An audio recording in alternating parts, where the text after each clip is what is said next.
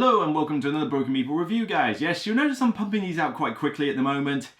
Gotta get a lot of them done before Christmas. It's exhausting talking like this for a long amount of time. Trust me, it's exhausting. But I'm managing, even though it's pretty hot in this room when you've got lights on you at all times just glaring at you like a big sauna. But today, I'm doing a kind of cheat here, a little double bill, because they're both from the same publisher, and they're both quite simple games, and I felt that maybe I could do them as one video. So I'm taking a look at two games from DiceTree Games, that is Winner's Circle and Code 777. Both very different games, and both from different designers. One's Rainer Knizia, and the other one is Alex Randolph and Robert Abbott. But both are games that have been reprinted. So these games have been out for a considerable amount of time, but they're long since out of print. In fact, I think this one came out in the 20th century at something like 1970s, 1980s. It's like the first time it was ever made. This one, I forget when Winner's Circle came out. Probably 1990s, early 2000s. I could be wrong on that, do not quote me. But, you know, both of these are games that have been reprinted with a nice glossy exterior finish. You know, they come in this kind of book series almost where, you know, you could put these on the shelf as a series. And, you know, they've basically been given a massive cosmetic upgrade and maybe the occasional rule streak. So let's start off with Winner's Circle from Rainer Knizia. This is a horse betting racing game. And with Winner's Circle, very simple. You go through, I believe, 3 races, and you have a selection of cards where you deal them out, and each one represents a different horse. And there are 4 stats on them. They correspond to the faces on a particular dice. So certain ones will appear more often than others, but, you know, there's stats for each of them. And the idea is that these are your horses in a particular race, and you'll deal out new ones in each race. The object of the game is to have the most money at the end. So you're not necessarily playing a particular horse. It's not like doing something like Downforce or Snowtails. But here, you're betting on the race outcome, but you all have direct control over how the race progresses. What happens is you basically roll the die, see the symbol, and on all the horses, you can see which of the stats, which horse will move a certain amount of spaces based on that die roll. And so you pick which horse you want to move based on what you've already bet on. I'll get onto the betting in a minute. And the idea is that you choose a horse, you move it that many spaces, it can't share the space with another horse, and you flip the card down. It's done its movement for the round. And then everybody else takes it in turns to roll the dice. It comes right around to you until every horse has moved once in that round.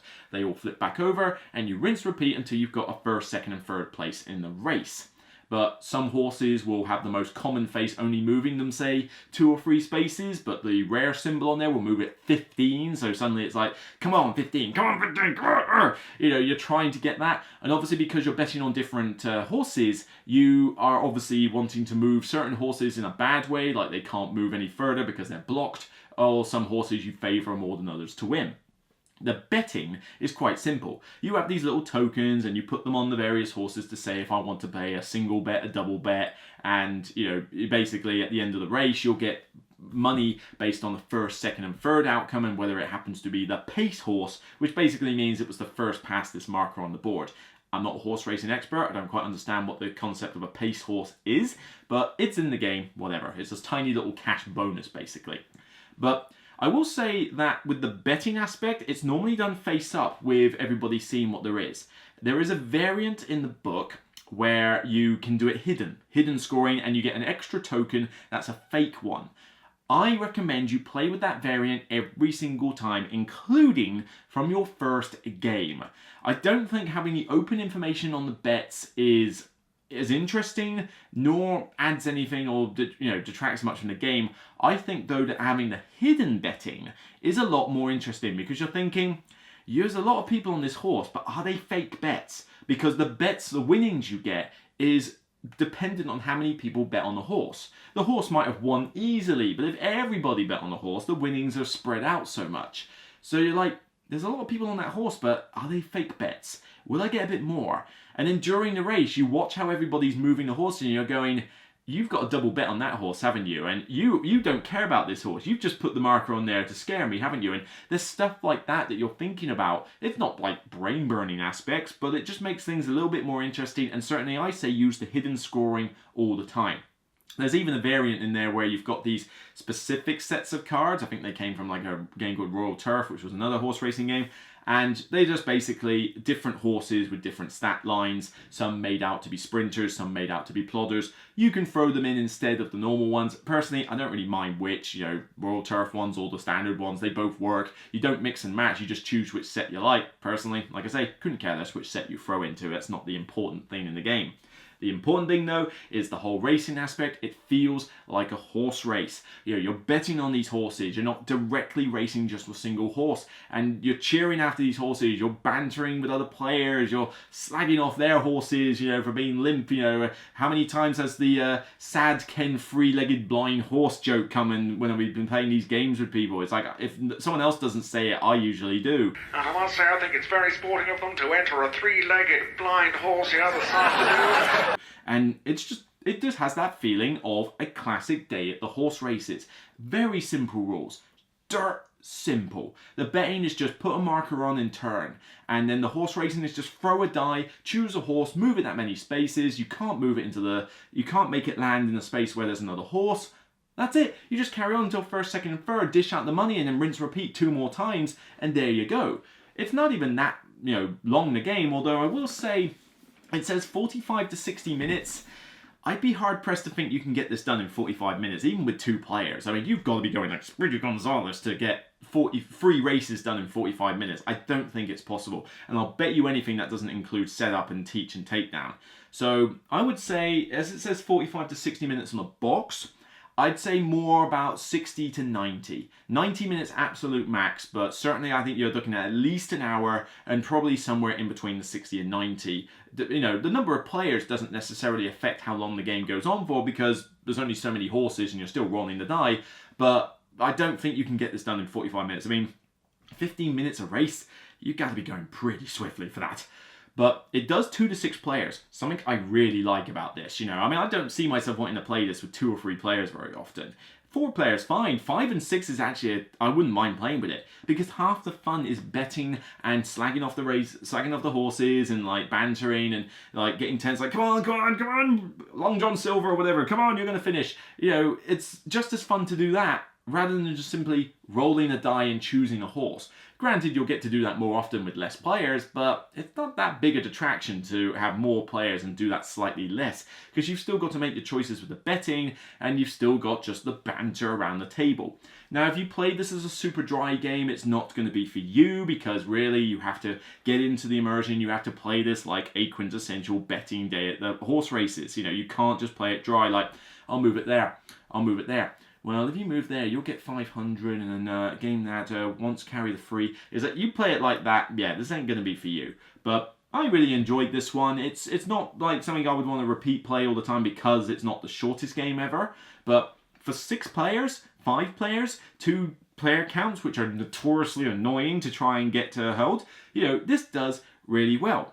Oh, no, back with Sad Ken now, and I'm afraid they've had to shoot him. And it has been blinged out to a great extent. I mean, you have got metal coins, you know, not as quality metal as some other like games we played, but it's metal currency, and you've got pre-painted horse miniatures, you know, and we're not talking the most stellar paint job ever, but it's a paint job. It makes them look better than just grey. They stand out on the board. I think one number on a horse is a little bit difficult to see because it's kind of white on yellow, but other than that, you know, you can tell which horse is which, and, you know, everything just has a sense of quality without being ridiculously overproduced or something. I just think it's a very nice production for an old game, an old classic from Reiner Knizia that's been brought into the limelight, and I think if you like racing games or that sort of betting aspect on races, you should give this one a try. It's a solid 8 out of 10 for me. Definitely worth picking up if, like me, you're a fan of racing games. Sad Ken has been shot, and so is the jockey. Now let's move on to Code 777. This is an old game. I mean, I forget the exact year, but it was something in the 70s, I think, when this first came out. It's, you know, been reprinted at times since then, but this is like the cosmic encounter of deduction games. It's just, it's an old game that you didn't realize was that old, and it's just survived through time. This one is a straight up deduction game. This one you have a set of numbers in front of you, 3 numbers, and they've got different colors and symbols on them, although most of that is just to aid colorblind players, so don't think it's too ridiculous. You know, this is colorblind friendly. And the idea is that you have 3 numbers facing away from you, and you can see every other player's numbers. The idea is that you're trying to figure out which of the 3 numbers in front of you. It doesn't matter what order they're in, or what color they are even, it's just what are the 3 numbers. You take it in turns to draw a card from a deck that has a question on it. All these questions are laid out on your player board, which is a nice dry erase board where you can make notes and make your guesses and see what colors come out so you can make notes. It's great, none of that pen and paper rubbish they used to do. No, a nice high quality dry erase board. And although they didn't put wipes in there, why not? You know, seriously, if you're going to do dry erase boards, put wipes in there. I don't want to go, you know, all over my dry erase board. But the idea is that the questions will be like, do you see more 7s and 6s? Do you see more blue than green? Is there an equal number of high numbers to low numbers? You know, do all the numbers on other people's stands add up to at least 12? Stuff like that. And you give a yes or no answer, or a more than or less than answer, and everybody sort of makes notes on your answer thinking, well, if he's got that, then he's already got 2 6s, I can see that, so that means I must have the other green 6. So one of mine's got to be a 6, but then it could be that. I need more information. And you find out nothing on your own question. You know, this is you giving opponents information. But then the opponents are giving you information back. At any time you can say, right, I think my 3 numbers are this, this, and this. If you're wrong, oh well, reset your code. If you're correct, you get a coin. First person to 3 markers wins. Straight up simple deduction game.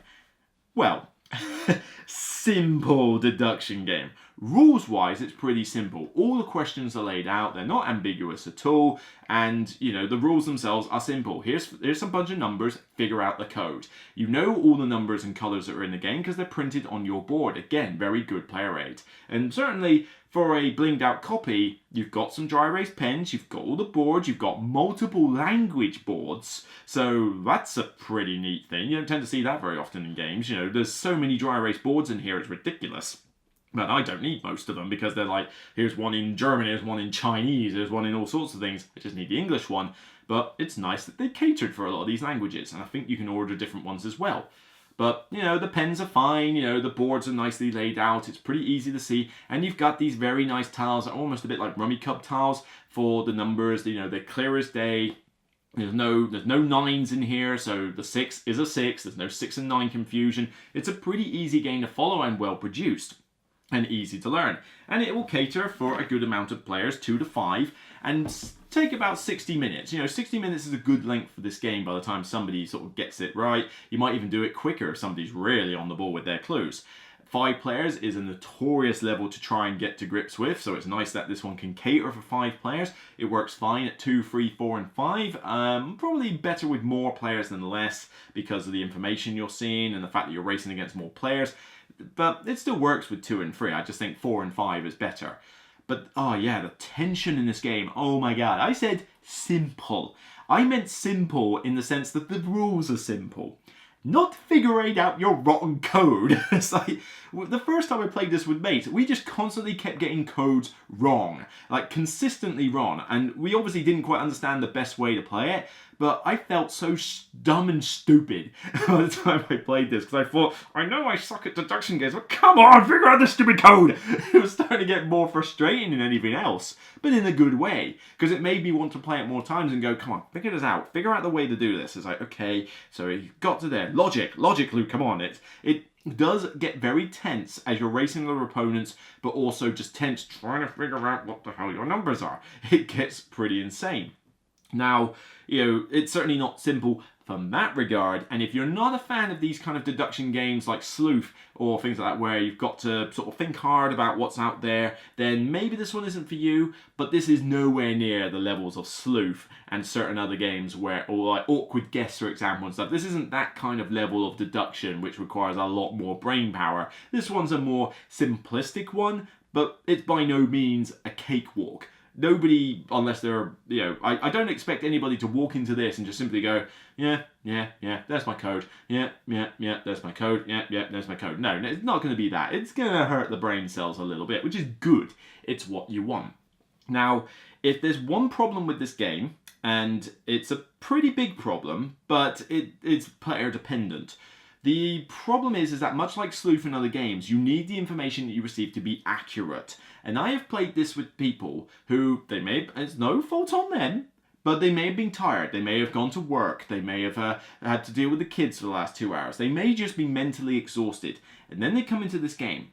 If you don't get the right information from players' answers, in the sense that they say, how many of these sets in front of you add up to more than 12? And they say, for 1, when there's actually 2 sets that do.